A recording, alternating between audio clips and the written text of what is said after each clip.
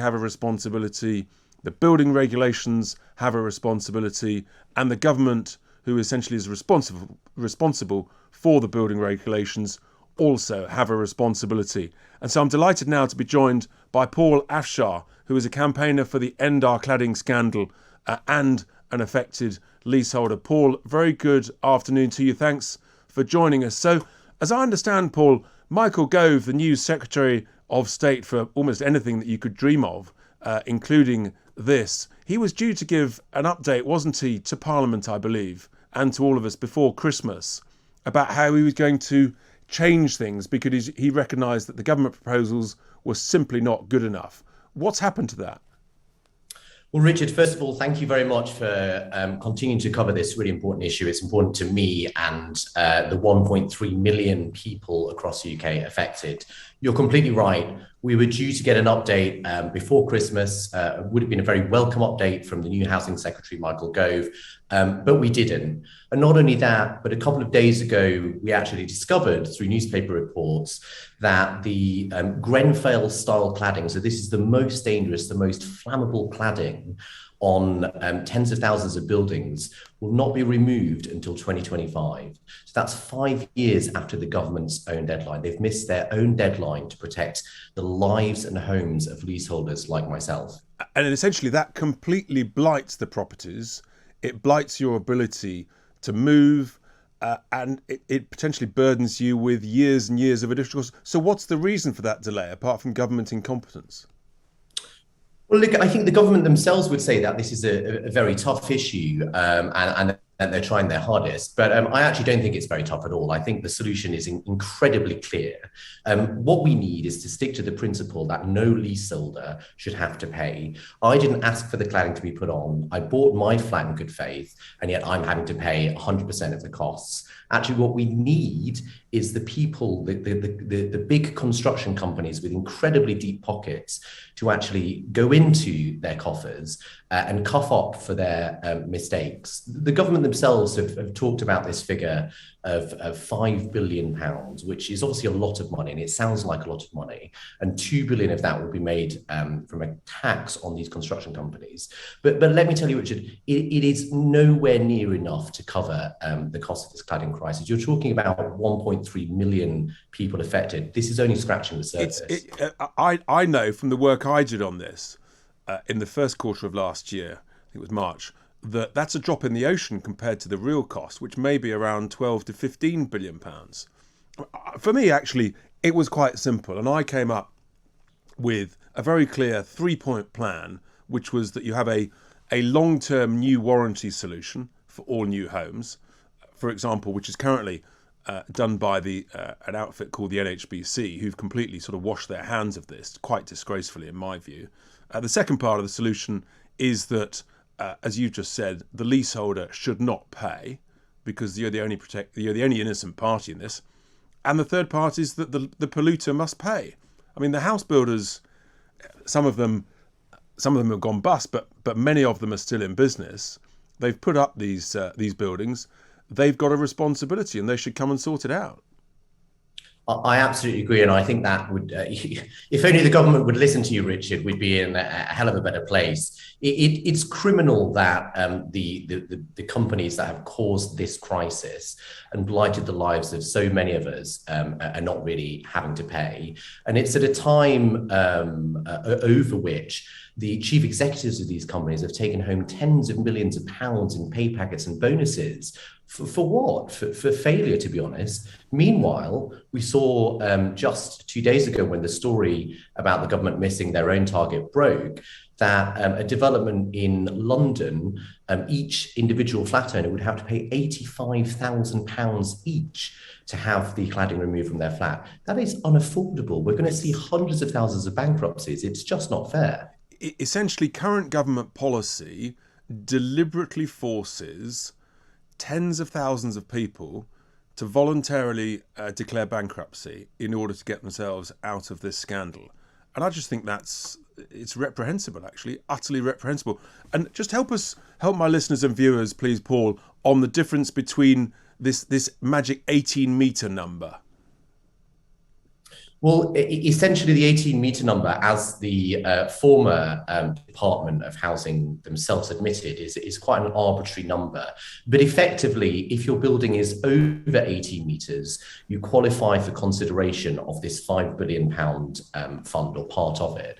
If your building is under 18 meters, this is about 6 or 7 floors, depending on how high the building is.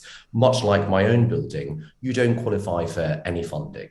So it's both an arbitrary distinction, but also it leaves hundreds of thousands of people without any recourse, without any funding whatsoever. And you've got developments where you might have 4 or 5 blocks of apartments, one of which might be 7 or 8 stories and above the 18 metre, and the one next door is 4 or 5 stories, built in exactly the same way with exactly the same materials and construction techniques, that therefore doesn't qualify. Where's the logic and justice in that? What are these people? How do they justify that? It just seems deeply unfair, to be honest. And again, I think if you had Michael Gove on this show, what he would say is we're looking to tackle the buildings that are most at risk, so the highest and tallest buildings first. But as we've already discussed, that target's already been missed. I mean, we're seeing a lot of tough talk from the government, but no action. Fire doesn't discriminate. If you're in a building on the 8th floor and if you're in a building on the 4th floor and that building's on fire, well, the fire isn't going to pay attention or pay respect to the 18-meter rule. We need it fixing now. Well, you've made a brilliant suggestion there, and I'm going to do exactly that, actually, Paul. I'm going to invite Michael Gove onto my show on Sunday. I'm going to ask my great production team to remind me to see what he says, because I think we've got to hold him and the government to account. It's just not good enough. And at the moment, presumably, you and many others are having to pay additional monthly bills for this waking watch. The waking watch cost is really, in some respects, the worst part of this scandal. I'm in a fortunate position where I do not have to pay a waking watch, but I have two friends who do. And you're talking effectively about paying for usually two people, the cost of two people to patrol your block 24 hours a day to make sure that there is no fire. The problem with that is twofold. One, it is incredibly expensive. You're talking about a monthly cost of hundreds, if not thousands of pounds for young families and for first-time buyers. And two, it's incredibly ineffective. We've had instances just down the road from where I live in London where a building caught fire and the waking watch didn't catch it. The residents found out about it on Twitter. That's disgusting. What's the point of them if they don't? The whole point of them is to spot a fire earlier.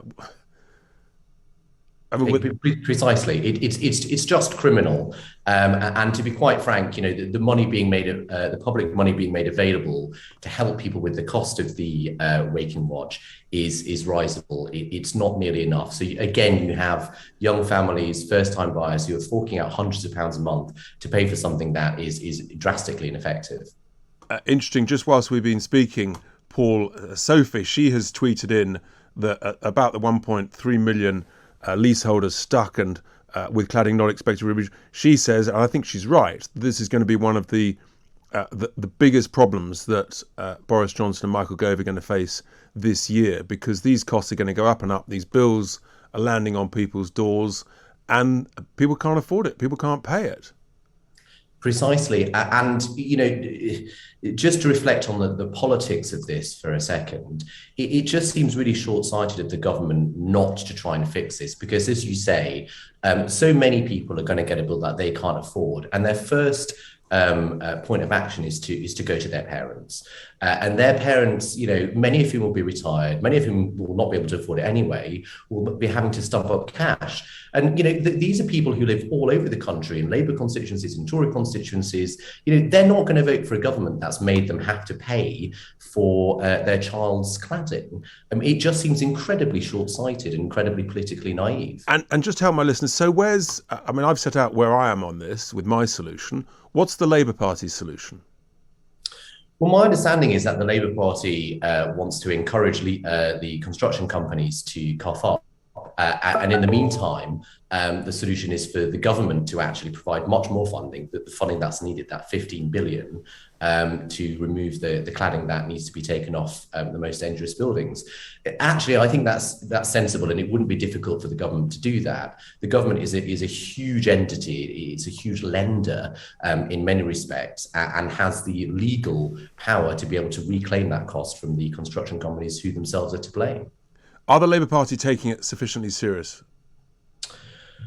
I'd like to think so. I'd like to think that Michael Gove is taking it sufficiently seriously as well. This is an issue which is going to affect any government over a number of years. But what we need to see is not just tough talk, it's real action as well from the government. I think it is, Paul. And on the basis that Michael Gove didn't produce the update that he promised Parliament before Christmas, and of course he has got a massive in tray, a bit like Liz Truss. His job title is longer than my arm. I just question whether or not there's enough focus on that. Paul, we will keep in touch. We'll speak again, because I just think this is another huge issue. It's affecting hundreds and hundreds of thousands of people, and it is totally unjust. That was Paul Afshar, the campaigner for the End Our Cladding scandal and an affected leaseholder.